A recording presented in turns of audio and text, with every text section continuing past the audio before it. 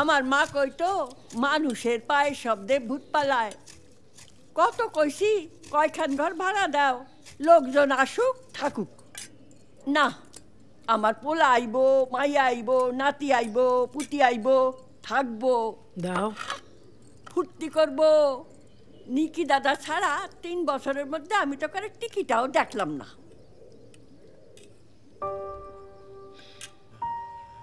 আমি আর বেশি দিন বাঁচব না রে, আমি আর বেশি দিন বাঁচব না।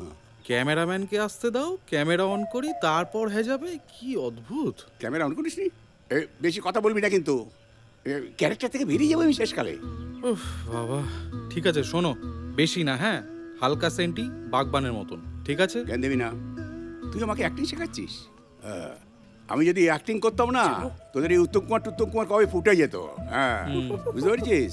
এই যে উত্তম বাবু আপনার জন্য পিঠে বানিয়েছি। ওই দেখ আমার সুচিত্রা সেন এসে গেছে।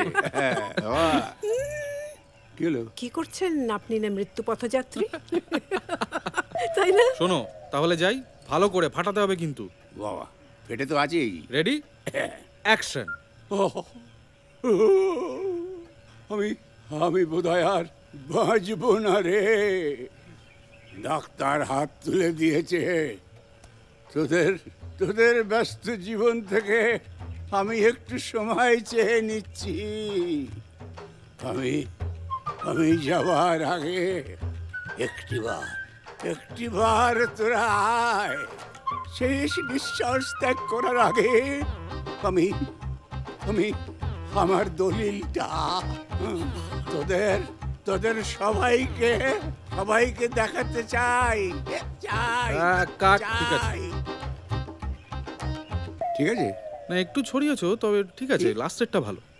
ওই উইলের কথাটা শুনেই দেখবে আসবে। বালাই ষাট, ওদের হয়তো ভালো করে মানুষ করতে পারিনি, তাই বলে এতটা অমানুষও ওরা নয়। দেখবি ওরা ঠিক আসবে।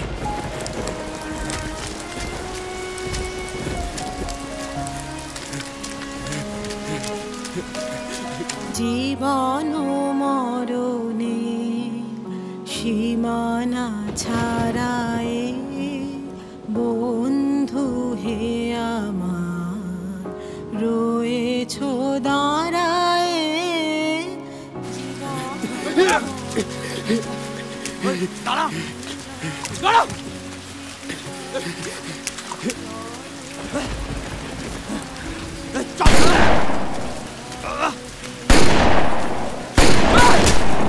হৃদ পাখি যে আমার নেই আর, ধরেছে পিরিতি কারবার।